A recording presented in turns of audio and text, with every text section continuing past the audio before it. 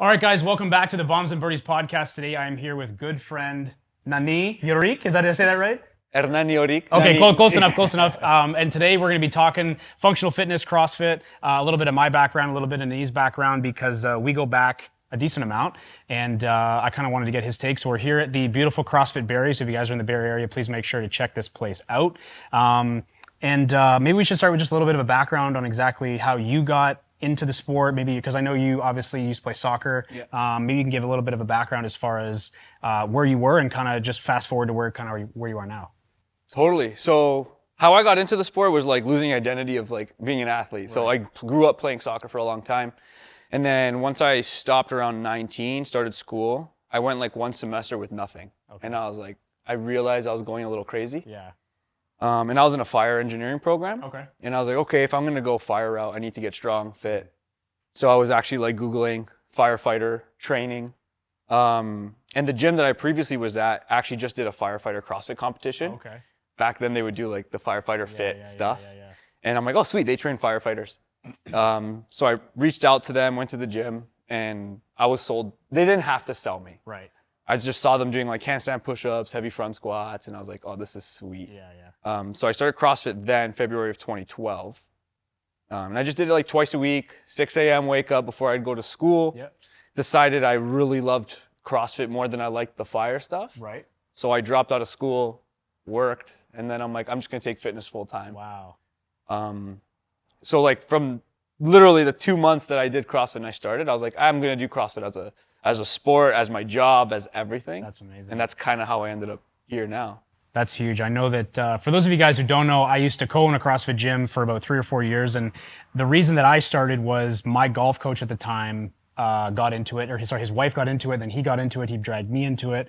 And a very similar to experience to probably most people, where it's like you do one workout and you're like, this is it. Like this is what I want to do. And I think that what drew me towards the sport of fitness so much was that I found the comparability of playing golf, where there's so many different facets to get good at, and you translate over to CrossFit, and it's essentially the same thing. Like there's so many different modalities to get good at, and similar kind of thing. Like I stopped playing professional golf, I dove head first in, got my CF level 1, level 2, and I was like, this is it for sure. And it kind of took over. And I know that when you and your wife Sam, when I had met you guys for the first time, I was like these are the two people that I wanted to associate with. These are the two people that I wanted to try to emulate and obviously get really good at. So you guys kind of paved the way for me. Oh, that's awesome. Like almost in a way, which was a lot of fun. And I know that obviously you've taken it, like you and Sam have taken it so far since then, which is really, really cool to see. Really, really awesome. So I just wanted to say that, because that was a huge starting point for me. And that's cool. Definitely getting back into it. I mean, I took 4-5 years off essentially, and kind of went my own way, and I kind of lost a little bit of love for fitness, I guess you could say. And coming back has been super. You guys have been awesome, and it's been super awesome to come back and kind of do that. So I wanted to thank you for that. Obviously, it's awesome having you here. Absolutely. So, a couple of the questions that I wanted to ask for my own personal knowledge was essentially like, why did you choose CrossFit over any other way to train? It made the most sense to me. I knew at that age that I'm like, I don't care about being the strongest. Yeah. And like most people are like, I want to be the strongest. Right. I knew right away, I'm like, I can care less. Yeah. And I'm like, and I don't necessarily want to be a gymnast, and I don't want to bodybuild. I knew I didn't want to bodybuild. Same. I was like, that was just boring and repetitive for me. And I'd be a liar if I said the competitive aspect didn't draw me in, because I did grow up competing in sport. Right. And so I like the idea of racing and then being efficient. And the idea that you're a jack of all trades. Yes. It's like, okay, I might not be the fastest or the strongest, but I sure as hell will be really good at both. So I really loved that aspect of it. That's like the holistic approach.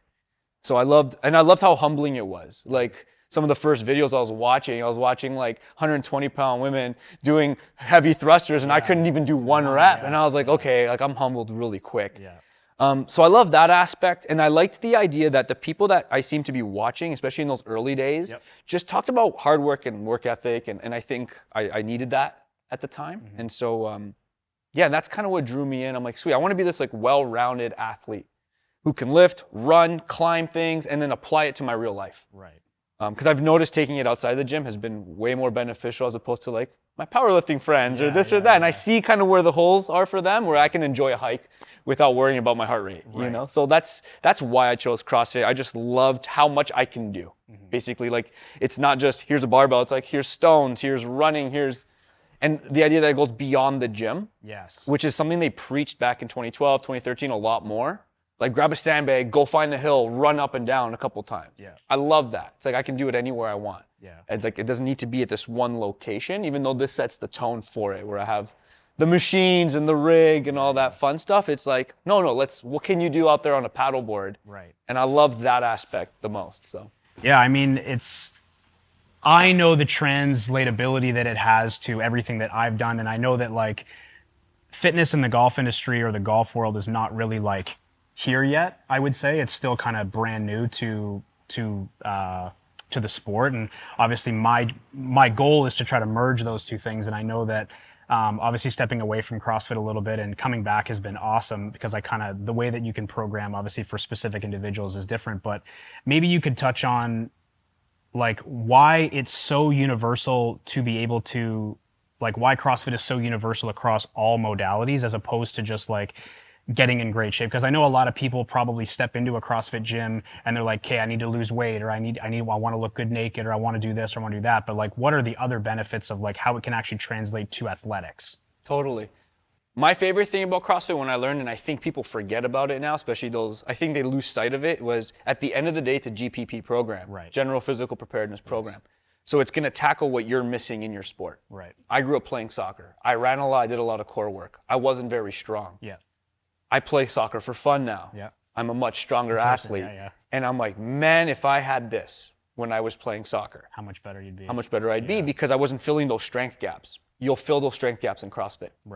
I've seen hockey players come in, very explosive sport. They start doing the longer workouts. Their recovery between shifts is better because now they're doing that aerobic work. Absolutely. So I find for athletics, it's filling those gaps that you normally don't get exposed to in your training. We have a couple baseball players in here who are very powerful athletes, which is great. But now that they're doing gymnastics and power cleans and running, you can see how their development is compared to their peers. And they're just also learning to be part of a group environment and learn discipline. And there's a couple guys that I follow that are playing like pretty competitive baseball, and like you can just see them creeping up that leaderboard, right? Because they do combines and they're getting better and better. And it's because I think they're just filling in the gaps that no one else is doing. Because they're just focusing on this one thing where we're like building a nice big base. Right? So I think that's what CrossFit for me is important for in terms of sport. It's just gonna make you do the things you normally wouldn't do. Because you're like, I'm a soccer player, so I just have to run. And it's like, well, you're gonna lose out on something. Right? So. And I think that I think a lot of people are very intimidated by the sport, because when they see CrossFit, they see Rich Froning, they see Dan Bailey, they see all these individuals that are at the top 1% of 1%, right? And I think that when you walk into a CrossFit gym, you can work out next to a 75-year-old lady and do the exact same workout at a different level of intensity, obviously depending on what your fitness level is, but you can do the same workout, right? So I loved the fact that it was infinitely scalable. Like, we were just talking about this earlier, like my strength numbers are not what they used to be, but I can scale back the weight and still keep the intensity to get back maybe eventually to that point. Do I want to get there? I don't know. But it's one of those things where I do like the universal aspect and the ability to scale that much. And I think that people have a big misconception of like what the sport of fitness actually is. And walking into a CrossFit gym, it's a lot more welcoming than I think people think it is. Oh, way more welcoming. And I understand where the intimidation can come from. You know what I mean? I've always been comfortable in a gym, so I had to build some empathy into why it is intimidating. But like when you're part of this world, you're just like, oh no, it's like just super safe, super chill. You know, as you were saying, you can work out with anyone. I used to race someone who was like 30 years older than me, and we were doing our workouts in our own way. But it was cool because like here I am with like these house moms at like 9:30 a.m. class, and I'm trying to get better at the sport, but we're still pushing each other. So I think that's really cool. And different weights, different approaches to things, but it's like we're getting the same benefit. Right? And I think that, you know, growing up here growing up in the CrossFit world, you're like, oh yeah, I don't see where it's intimidating, because you see and guide people from so many different levels, and you just see how confident they get and this and that. And so The hardest part is getting them through the doors. But once they're here, they're like, oh, this isn't as bad. Yeah, You just got to do it. And it's like, that's true with anything. Like, Yeah. that's why I like this one guy. He's like, what's a harder belt to get, the white belt or a black belt? Yeah. And the guy's like, the black belt. He's like, no, the white belt, because you got to start. It's true. And like, I feel like CrossFit's the same. You just got to start to realize that that's the hardest part, is just starting. And I mean, coming from a 140, 50 pounds soaking wet kid when I first started, I mean, like, I was as nervous as, it's like similar stories, right? So like, I can, like, coming from that background and being super nervous even just to walk into a gym, because I couldn't even bench like 135 at the time. And that was like a lot for me. Even when I was in college, I was like, oh man, if I could just get one plate. And golfers primarily are very, very weak individuals. So like getting them on a general physical preparedness programming is going to do so much just for them as a whole. And one of the things that I wanted to ask you, because I have my own opinion on this, but is like, what do you think is for the average Joe, let's say even if you were to use like a 35, 40-year-old guy, he's probably 40, 50 pounds overweight. Like, what would you say is like a good baseline for strength from like a squatting, benching, and deadlifting, or a very general physical preparedness, like strength aspect, just to be an everyday human being? Like where they should... Like what they should strive to be. Yeah, like what they should strive to. I think, and like this is kind of stolen from a few guys. Like I'm a big fan of Coach Dan John and some of the stuff he used to say and things like that. Like if you're a guy 30 to 40, I'd be a fan if you could bench your body weight. Love that. 8 to 10 reps. Yep. I'm a fan if you can eventually get to the point where you could back squat 1.5 times your body weight. Yep. Eventually deadlift 2 times your body weight. Yep. And I would appreciate these for reps. Yes. I would appreciate these for reps.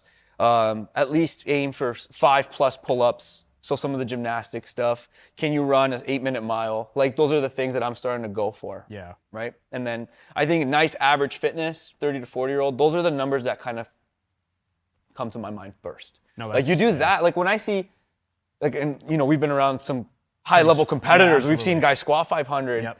But like I have the perspective when I see a 30-year-old dad of 3 squatting 275, I'm like, that's a strong dude. Oh yeah. And people are like, oh, well, you see strong guy. Yeah, but like, put the context of his life. It's all relative. He's pretty strong dude. He's $150 squatting 275. Like that's good. Yeah. So yeah, that's where I got those numbers from. No, absolutely. I think we have similar philosophies and like basic strength numbers, because I think a lot of people, and even clients that I get with my coaching program, like even just taking them through the basics of just that alone, it's like, oh well, holy crap, I'm so sore after squatting even like less than half of their body weight for reps, and they're like, wow, I'm like, people don't understand like how out of shape they actually are. And it's not about having a 6-pack, having 222-inch biceps, being able to run a 4-minute mile, but it's like if you can hit those baseline modality numbers, like that is what we're striving for. We're not asking for the world, but we are asking for a baseline. 100%. 100%. So where are your numbers at right now? My numbers. Yeah, because you've been taking some time off. You've been strength training. Yeah. So I don't know what my 1 rep max bench is. Okay. I couldn't tell you that. Projected like 260 plus whatever, but anyway, I could bench sets of 5 at 225. Nice. That I do know in a workout. 5x5, 225. The best squat I've hit lately is 455. Huge. I'm trying to get to 500 by the end of the summer. I've deadlifted over 500, 505. I've cleaned 330. I've snatched 250. Those are like the top numbers. These are huge numbers for the average individual. Like being at around 200 sub 200 pound body weight, like that's very fucking impressive in my opinion. So, but like I said, we're trying to shoot for those baseline modality numbers. So, that was awesome, dude. And that's kind of what I wanted to talk about today. I know that I wanted to bring my interest of CrossFit and my love for CrossFit, and obviously the gym and what you guys have created has been awesome. So I wanted to kind of shed that and bring that to light. So I appreciate you coming on the show, of course. Which is awesome. So for those of you guys that have tuned in on YouTube, obviously thanks for the subscription. If you guys are in the Barrie area, please check out CrossFit Barrie. If you guys want to check out Nini on social media, I'll tag him in the description below. And if you guys are listening on Spotify, thanks again. Thanks for the download. And as always, stay fast, and we'll see you for the next one.